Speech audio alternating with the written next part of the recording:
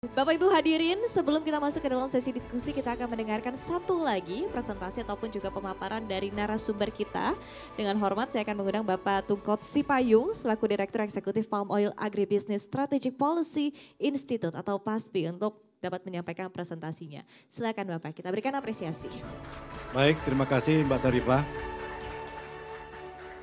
Bapak dan Ibu sekalian, biasanya bagian terakhir itu lebih mudah. Karena 3 narasumber sebelumnya sudah menyampaikan banyak hal gitu. Jadi saya mungkin hanya beberapa penekanan penting. Bapak dan Ibu sekalian, udah mulai? Oke. Ini saya mulai dari temanya, bagaimana perkembangan hilirisasi di Indonesia. Yang juga menjadi debatable juga gitu ya. Ada kita Indonesia sebagai produsen sawit itu sudah semua tahu. Tapi bagaimana supaya Indonesia menjadi bisa memimpin pasar minyak sawit dunia, pasar minyak nabati dunia, itu yang tidak banyak orang tahu. Sebetulnya sejak tahun 2018, pemerintah kalau saya lihat itu, saya amati, sudah merumuskan 3 instrumen kita untuk menjaga dunia, menjaga pasar dunia, untuk meningkatkan kemampuan Indonesia dalam mempengaruhi pasar minyak sawit dunia. Apa yang 3 itu? Pertama adalah hilirisasi. Yang kedua adalah mandatory biodiesel. Yang ketiga adalah yang bekerja instrumennya ini adalah pungutan ekspor. 3 ini, instrumen ini menjadi senjata Indonesia dalam mempengaruhi pasar minyak dunia. Dan menurut evaluasi kami, pelaksanaan selama hampir 10 tahun ini, Indonesia berhasil menjadi influencer dunia. Dalam analisis-analisis dunia mengenai pasar minyak sawit dan juga minyak nabati dunia, itu selalu mereferensi Indonesia berapa levinya, berapa mandatory biodieselnya, itu menjadi salah satu referensi. Ya, jadi kita sebetulnya tanpa kita akui, tanpa kita sadari, kita itu sudah game changers daripada minyak sawit dunia. Gitu, ya. Nah, salah satunya itu adalah hilirisasi yang tadi disampaikan oleh Pak Sahat dan juga Pak Golan. Kita ada 3 jalur hilirisasi yang sedang berlangsung di Indonesia sejak tahun 2011 menurut pengamatan kami. Yang pertama adalah jalur oil food complex, merubah apa tadi istilahnya Pak? Minyak sawit ya. Pak Sawit nggak mau Pak Sahat nggak mau CVO. Minyak sawit, merubah minyak sawit menjadi bahan pangan. Itu adalah jalur oil food termasuk minyak goreng ya, dan juga produk-produk yang terkait dengan specialty fat itu dari sana. Kemudian juga jalur oleokimia kompleks. Yang tadi yang disampaikan oleh Pak Sahat juga sudah ada kita biolubrikan macam-macam itu yang besar. Dan yang terakhir itu adalah jalur biofuel. Itu jalur energi. 3 jalur ini adalah hilirisasi di Indonesia yang kita dorong ya, yang juga menjadi sasaran kebijakan pemerintah yang kami amati. Apa hasilnya setelah 10 tahun? Ternyata yang di situ kita lihat di situ tahun 2011 ya 52% ekspor kita itu masih dalam bentuk CPO tahun 2011. Tahun 2023 yang lalu itu sudah 75% sudah bentuk hilir. Artinya apa? Hilirisasi kita itu berhasil. Tapi belum berhenti karena yang hilirisasinya masih dangkal gitu. Ini yang harus didorong ke depan supaya dia lebih tadi yang disampaikan oleh Pak Sahat yang punya value added. Kalau misalnya CPO itu hanya $800 per ton, maka yang produk akhirnya nanti yang termasuk dengan produk-produk yang berbasis pada minyak sawit itu bisa hasilkan sampai $5.000 per ton gitu. Ya, itu target kita jangka panjang. Saat ini masih 800 ke 1.500 gitu. Masih di level itu. Jadi memang saya setuju Pak Sahat. Kalau mau cita-cita menjadi $100 miliar ekspor, nggak mustahil dari sawit kita. Ya, caranya tadi itu adalah hilirisasi yang lebih jauh. Nah ini adalah yang sebelah kanan ini kontribusi produk sawit dan dalam neraca perdagangan. Kalau kita lihat di sini, kalau tidak ada minyak sawit, ekspor sawit dan produk turunannya, sudah lama neraca perdagangan kita kolaps. Kita lihat di situ.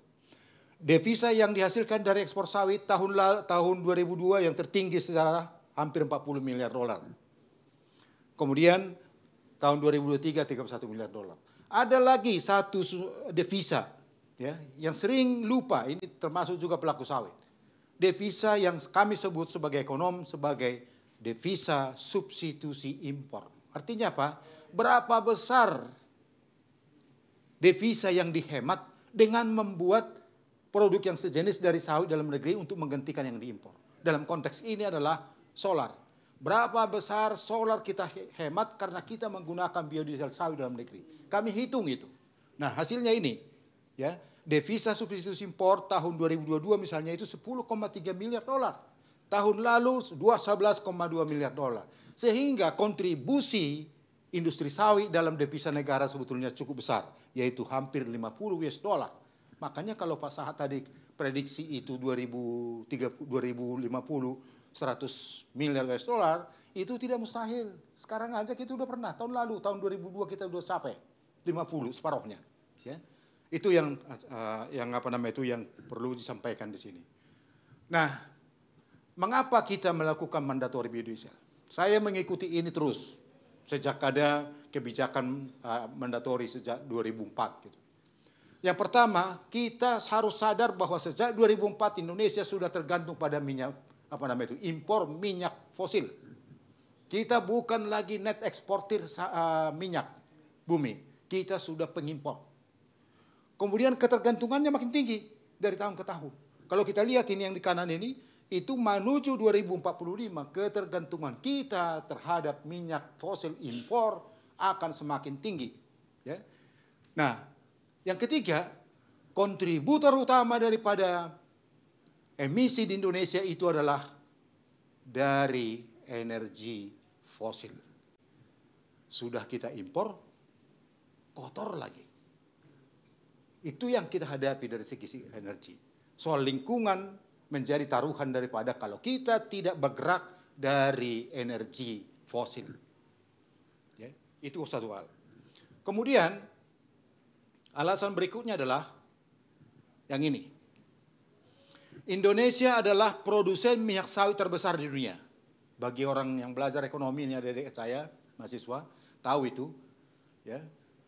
Sebagai produsen terbesar sawit di dunia, berapa besar volume yang kita pasarkan ke dunia mempengaruhi harga minyak sawit. Percaya? Semakin besar kita pasok ke dunia, semakin tertekan minyak sawit. Caranya supaya kita menikmati harga yang bagus itu adalah jangan buru-buru. Tahan, harus pintar mengatur iramanya. Kita yang memimpin iramanya. Jangan pasar dunia memimpin irama. Kita lihat, oh stok di Cina menipis, lepaskan dikit. Stok di sana meninggi, tahan dikit. Harus begitu. Jadi rem dan gasnya itu harus dimainkan. Nah disitulah peran pemerintah yang harus jeli melihat itu kapan harus pakai pedal gas, kapan harus pedal rem. Dengan cara seperti itu kita akan menikmati harga yang bagus di internasional. Ya, itu yang harus kita mantapkan dalam industri sawit. Nah kalau itu kita bisa lakukan, maka kita akan menikmati harga yang lebih baik dari tahun ke tahun. Saya pikir ini nggak perlu, saya pikir ini juga. Nah, proses mandatori juga kita sudah lihat kapasitasnya sudah hampir 20 miliar juta ton sekarang. Dan kita menempatkan diri menjadi nomor 2 dunia produsen biodiesel dunia setelah Eropa Pak ya, setelah Uni Eropa. Jadi Indonesia enggak pemain kecangan lagi, sudah pemain dunia. Nomor 2 produsen biodiesel dunia dengan kapasitas produksi hampir 20 juta kiloliter. Dan konsumsinya juga paling tinggi di Indonesia. Jadi kita tidak hanya raja sawit lagi, tapi sudah mulai langkah raja biodiesel. Nanti raja oleh kimia, raja lubrikan.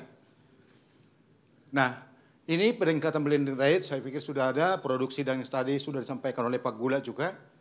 Nah ini mengurangi ketergantungan impor. Ini agak aneh nih Pak Sahat.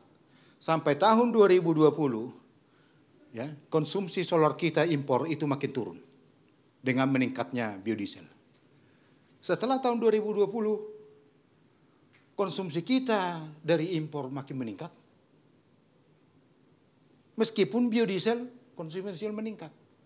Jadi memang harus disesuaikan. Ini ada sesuatu di sini, ya, selama 3 tahun terakhir ini. Konsumsi besar, pertumbuhan konsumsi solar besar, sehingga kita impor kita besar. Padahal tujuan kita tadi mengurangi. Kalau konsumsi biodiesel yang hijau itu, betul, memang meningkat terus. Kemudian penghematan devisa, ini yang saya katakan tadi itu, 5 menit lagi ya. Penghematan devisa impor dari, adanya mandatory biodiesel itu sangat meningkat dari tahun ke tahun. Nah ini bagaimana memperbaiki neraca perdagangan dengan adanya mandatory biodiesel, penurunan emisi dan kontribusi daripada industri minyak sawit dalam hal ini mandatory biodiesel dalam pencapaian NDC. Jadi sebagai contoh tahun lalu ya 28% penurunan emisi kita dalam program NDC itu disumbang oleh sektor biodiesel energi. Ini banyak studi-studi. Peningkatan nilai tambah, kemudian penyerapan negara saya pikir nggak perlu lagi, udah sering diulang-ulang. Nah ini yang harus perlu kita ketahui. Ini studi terbaru dari teman kita di IPB, Sahara et al. Tahun 2002. Ini adalah Economic Impact of Biodiesel Policy Indonesia dengan pendekatan CGA. Nah hasilnya yang menarik bagi saya adalah, pertama, ternyata mandatory biodiesel itu bukan hanya dinikmati oleh pelaku sawit, tapi juga orang yang di luar pelaku sawit, termasuk masyarakat pedesaan yang tidak terlibat di dalam sawit. Karena apa? Kalau biodiesel diserap banyak dalam negeri, harga TBS petani diserap, maka petani-petani meningkat pendapatannya, maka konsumsi pangan meningkat di pedesaan, konsumsi hotel weekend seperti di Pekanbaru itu meningkat. Kalau ke Pekanbaru weekend jangan coba-coba main game gambling. Bukan gambling. Ya, saya pernah hampir tidur di emperan karena tidak dapat hotel. Ya, karena apa? Semua hotel penuh. Bahkan saya dengan sombongnya ya. Karena nggak ada lagi kelas yang lain, saya bilang, saya mau President Suite. President Suite juga habis. Akhirnya saya dapat Hotel Melati. Karena apa? Rupanya weekend petani-petani sawit di Riau itu, semuanya Pekanbaru banjir, semua hotel semua habis, mall semua penuh. Artinya apa yang mau saya katakan itu, dengan sawit, sektor-sektor lain di luar sawit juga ikut berkembang. Ditarik oleh yang namanya lokomotif industri sawit. Jadi, dampak daripada industri sawit itu bukan hanya dinikmati petani sawit, tapi sudah dinikmati oleh hampir seluruh rakyat Indonesia. Nah, bagaimana stabilisasi harga? Saya setuju dengan Pak Gula tadi itu, variabel yang menentukan harga TBS itu jangan lagi hanya CPO, rendemen, dan macam-macam. Ya. Ini coba kita lihat nih. Sebetulnya kita sudah potensial nih. Dengan adanya mandatory biodiesel dalam Indonesia, kita bisa mempertahankan tren harga minyak, harga TBS petani itu makin lama makin meningkat. Ya, apalagi itu rumus TBS-nya dikurangi, direkoreksi. Ini sudah, saya pikir ini juga sudah. Ini bagaimana subsidi biodiesel itu dilakukan. Nah, kemudian ini, yang ingin saya katakan adalah dengan adanya mandatory biodiesel, Indonesia bisa mengkonsumsi biodiesel yang lebih murah daripada harga internasional. Jadi kalau ada statement yang mengatakan bahwa dengan mandatory biodiesel itu tidak dinikmati oleh rakyat, salah. Salah besar. Ini data menunjukkan harga biodiesel yang digunakan di Indonesia itu, yang dipakai oleh Pertamina itu, lebih murah dibandingkan dengan harga internasionalnya. Nah, ini pesan terakhir, karena waktunya sudah tinggal 2 menit lagi. Yang pertama adalah lanjutkan mandatory biodiesel, Tapi kita fleksibel, tergantung pada pasar juga gitu. Boleh B35, B40. Ya. Kemudian yang harus kita segera lakukan adalah yang tadi sudah disinggung oleh Pak Sahat. Mulailah mandatory biogas lain. Premium mengganti premium. Impor kita untuk bensin jauh lebih besar dibandingkan dengan solar. Jadi jangan tertarik kepada biodiesel saja. Ya. Kita harus ganti sebagian bensin fosil yang kita impor dengan bensin sawit. Teknologinya sudah ada nih teman-temannya Pak Sahat. Ya. Dan sudah diuji coba. Ini yang tantangan yang harus diberikan. Kemudian kita harapkan nanti pemerintahan berikutnya dari Pak Prabowo dan Gibran ini bisa direalisasikan. Ya. Kemudian yang kedua adalah percepatan mandatori bioaftur yang menggunakan baik minyak sawit maupun minyak jelantah. Kalau nggak salah dari Singapura sudah mulai tahun depan memberlakukan kebijakan semua penerbangan menuju Singapura yang tidak menggunakan bioaftur itu bayar pajaknya lebih mahal. Ini kesempatan bagi kita, pemasok bioaftur di Indonesia, ke Singapura gitu. Seharusnya di Indonesia yang duluan itu. Semua pesawat yang masuk ke Indonesia kalau nggak mengandung bioaftur, itu harus pajaknya bayar lebih mahal. Karena apa? Emisinya lebih tinggi. Nah, harus begitu. Kemudian yang 4, pengembangan CPO non-food grade, Pak Sahat, yang pernah kita bicarakan tahun 2018. Ya, ini belum muncul sampai sekarang, yang dikenal dengan CPO asam lemak tinggi. Ini perlu gitu kan, nggak perlu kita menggunakan minyak CPO yang yang mewah kepada biodiesel. Yang terakhir, di ujungnya itu saya sepakat dengan Pak Gulat. Kalau kita tidak tingkatkan produktivitas sawit kita, mimpi di siang bolong semua hilirisasi tadi itu. Nah, inilah yang menjadi kita harapkan, kita dorong, yang sudah sering disampaikan oleh calon presiden, bukan calon presiden lagi, presiden kita berikutnya, Prabowo Gibran, supaya hilirisasi jalan, produktivitas dari petani sawit harus naik. Begitu. Terima kasih Mas Hafifa. Terima kasih yang luar biasa kepada Bapak Tungkot Sipayung.